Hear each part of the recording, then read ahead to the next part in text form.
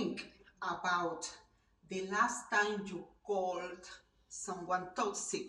Maybe it was an ex, a coworker, a parent, a friend who always seems to leave you drained. The word feels good to say, doesn't it? It's clean. It explains everything. They are toxic. Conversation over. But here's the uncomfortable questions I want to sit with today as a psychiatrist, not as a motivational speaker. What if toxic isn't a real thing? What if it's a word we reach for because it's easier than understanding what's actually happening in them and sometimes in us? Hello, everyone. I'm Dr. Katia Batista, psychiatrist, and today we are not going to do the usual 5 signs someone is toxic video. No. We are going to do something harder and honestly more useful. We are going to separate what is actually a psychiatric pattern, something with a name, a mechanism, science, and evidence behind it, from what is just a difficult human being, including maybe the difficult human being you live with or are. Let's go. Are toxic people real, or are we using the word wrong? Let's start with the word because it matters more than you think. Toxic is not a clinical term. You won't find it in DSM-5.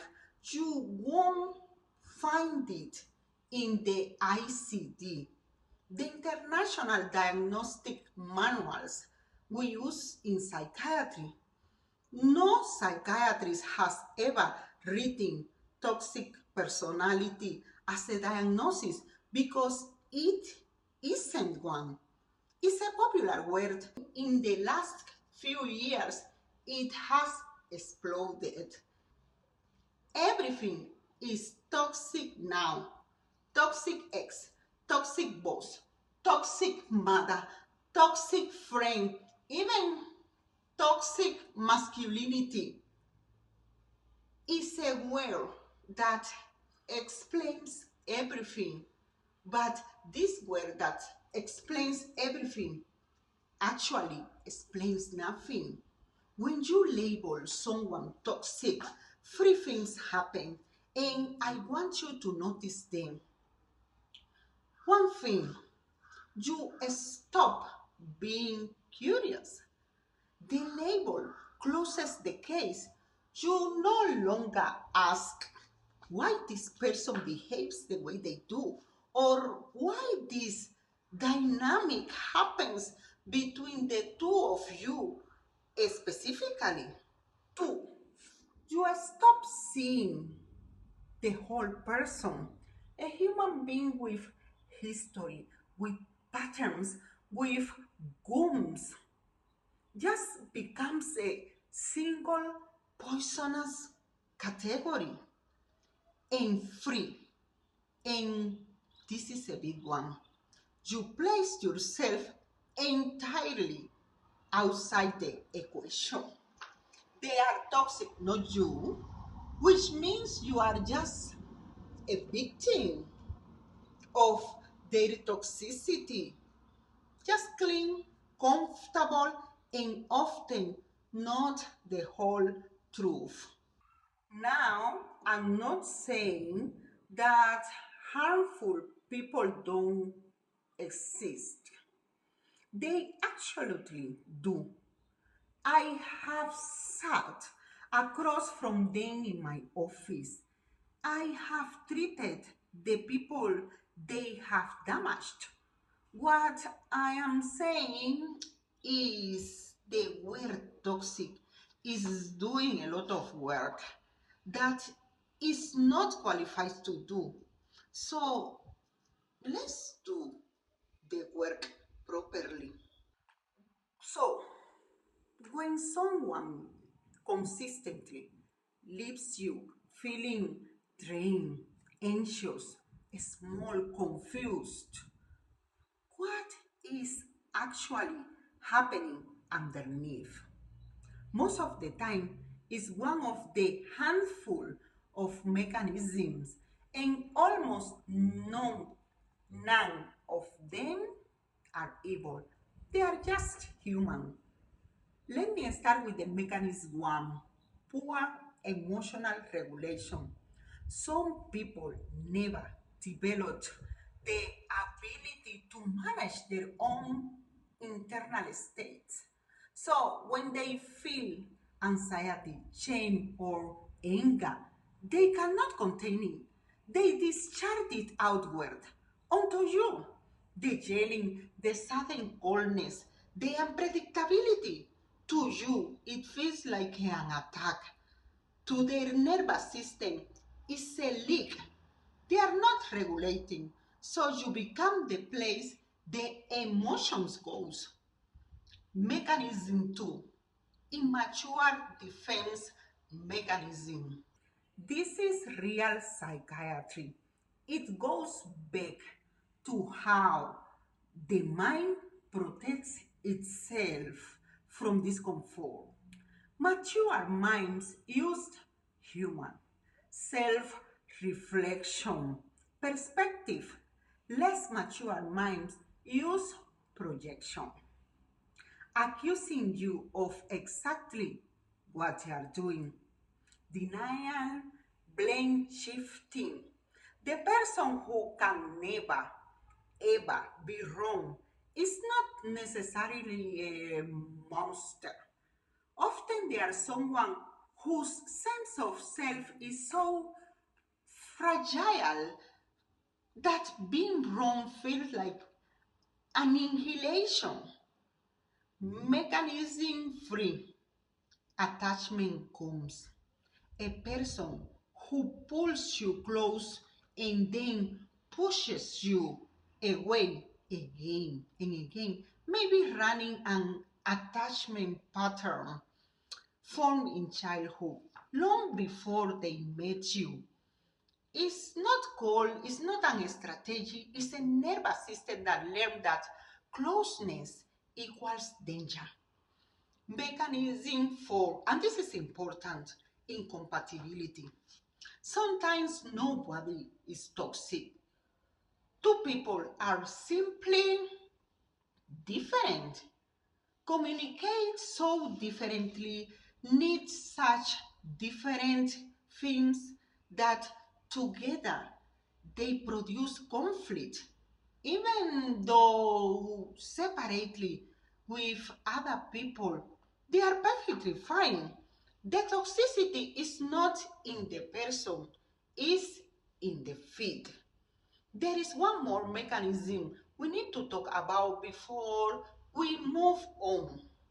And this one is uncomfortable because it shifts the spotlight back onto us. The way we experience another person is influenced not only by what they do, but by what we bring into the relation, into the interaction. Two people can hear the same, exact same comment and walk away with completely different experiences. One hears criticism, another hears feedback.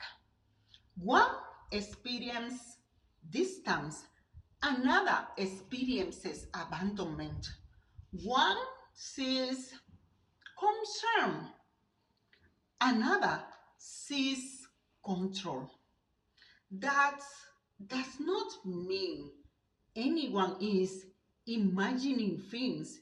It means we all interpret relationship through the lens of our own history, our attachment patterns, our insecurities, our previous wounds, our expectations, all of them plays an important role. If you grow up constantly criticized, you may become highly sensitive to rejection. If you grew up feeling abandoned, you may experience ordinary distance as a sign that someone is leaving. And sometimes what we call toxicity is not just a reflection of the other person's behavior, it's the interaction between their pattern and ours. Again, this is not about blame. It's about understanding that relationships are rarely one person phenomena. They are systems, and systems are always more complicated than labels. Now, here is why this matters for your health, not just your feelings. Chronic relational stress is not just emotional. Living in sustained conflict keeps your stress response system switched on. Elevated cortisol over time affects sleep, immune function, blood pressure, mood. Your body keeps the score of a bed dynamic. So this is not a soft topic. The stakes are physiological. Okay, so when does difficult actually cross into psychiatric territory? Because sometimes it really does. Let me give you the real map, the personalities disorders. There is a group of personality disorders where the patterns are deep, rigid, pervasive, and cause real harm to the person and to everyone around them. Let me start with narcissistic personality disorder. And I have to pause here because narcissistic is now the single most overdiagnosed word on the internet. A selfish ex is not necessarily a narcissistic. True NPD is a pervasive pattern, grandiosity, a profound need for admiration, and a striking absence of empathy present across every area in life. Is not just with you. Borderline personality disorder. They are intense with unstable relationships, fear of abandonment, emotional storms. People with BPD are often labeled as toxic, but there is what the label erases. There is usually a huge pain that is treatable. So these labels can stop people to really get the help they need. Antisocial personality disorder. This is the one closest to what people imagine. A persistent disregard for the rights of others, deceit, manipulation, lack of remorse. The dark triad traits. Beyond formal diagnosis, psychology research describes three overlapping traits: narcissism, there is a strategic manipulation, and psychopathy. A person high in these traits can cause serious, deliberate harm. This is real.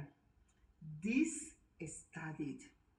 But here's the critical clinical point, and I need you to hear it clearly. These are the minority. The overwhelming majority of people you have called toxic don't have a personality disorder. They are not in the dark triad.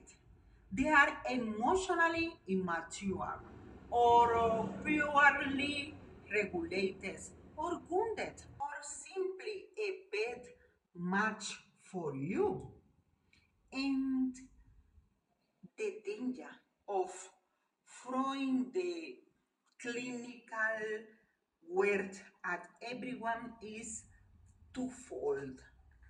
You let genuinely dangerous people hide in a crowd of merely annoying ones, and you pathologize ordinary human messiness into illness.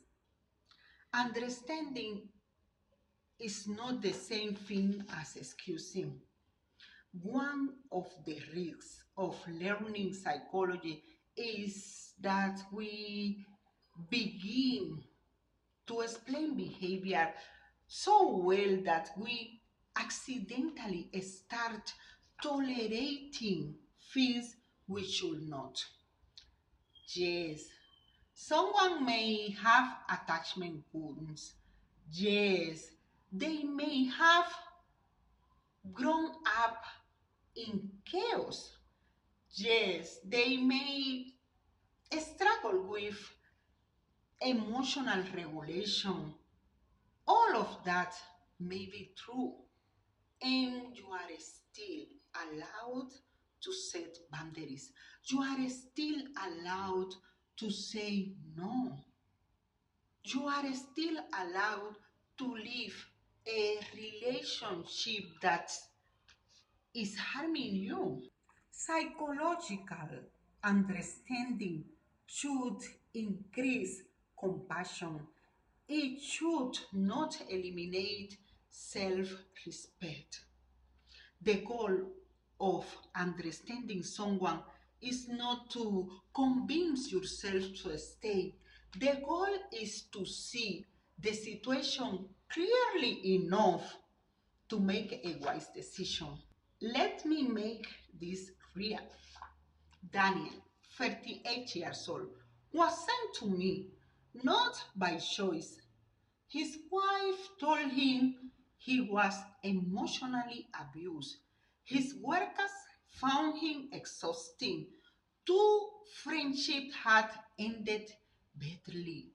Everyone in his life had landed on the same word, toxic. He came defensive, expecting me to confirm a diagnosis and hand him a label. But when I actually assessed him, there was no a personality disorder, no even dark triad. What there was a man raised in a home where any sign of weakness was punished, who had never learned to name a single emotion, who experienced his wife's bids for closeness as criticism and defended himself the only way he knew, by attacking first. Daniel was not toxic. He just never learned how to deal with what he was feeling. So anyone that looked like criticism, he attacked. And this is the part that matters. This is workable. Within month, the people around him noticed the difference. If we had just stamped him toxic and walked away, nothing would have changed. The label would have been satisfying and completely useless. Now, the part nobody wants to hear. Sometimes we are the toxic one. I don't say that to shame anyone. I say it because the word toxic is almost always pointing outward. Have you ever heard someone said, I think I might be the toxic person in this relationship? Almost never. The label is a weapon we aim at others and a shield that protects us from looking inward. So let me ask you honestly, do conflicts seems to follow you from relationship to relationship, different people but same fights? Do you tend to be the victim in every story you tell? When someone gives you a feedback, is your first instinct to explain why they are wrong? If a pattern repeats everywhere you go, the one common factor in every one of those situations is you. And again, this is not an accusation of being a bad person. It's the same compassion I extended to Daniel. Turn toward yourself. The same mechanisms, poor regulation, immature defenses, all wounds live in all of us to some degree. The mentally healthy move is not I'm toxic, I'm terrible. Beating yourself up is not the same as understanding yourself. The healthy move is curiosity. What is my part in this pattern and what could I do differently? So let's get practical. How do you tell the difference in what do you do about it? The first thing, replace the label with a question. Instead of this person is toxic, ask what specifically happens between us and how do I feel afterward? A specific beats global. Description beats diagnosis. You cannot problem solve a label, but you can problem solve a behavior. The second, look for patterns, not incident. Everyone has bad days. Everyone is occasionally selfish, defensive, cold. Psychiatry cares about patterns, pervasive, persistent across context and time. One bad fight is human. A decade long rigid pattern is something else. The third one, notice your own body. Your nervous system is a data source. If you are consistently anxious, walking on eggshells, dream or losing sleep around one specific person, that's real information, regardless of what we call them. You don't need a diagnosis to justify protecting your peace, protecting your mental health. The fourth one, know the real red flags. They are behaviors that are not about understanding or working through. They are about safety. Any form of physical violence, a consistent pattern of controlling your money, your movement, who you see, isolation, threats, behavior that makes you feel afraid. These are not difficult personality situations. These are safety situations, and they call for support and protection, not analysis. If that's you, please reach out to someone you trust or any support system. The fifth one, two real options when it's not dangerous. When you are dealing with a difficult but not dangerous person, you essentially have two honest choices. Change the dynamic through your own behavior, clear boundaries, sometimes couples or family therapy, or change your exposure.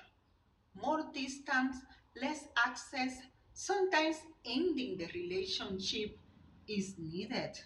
What rarely works is the third thing most people actually do: stay fully in it. Change nothing and wait for the other person to transform on their own. It won't work like that. Sixth one, get help untangling it. If you honestly cannot tell whether you are dealing with a clinical pattern, a bad fit, or your own part in it, that is exactly what a mental health professional is for. Not to hand you a label for your ex, to help you see the whole picture, the whole scenario clearly.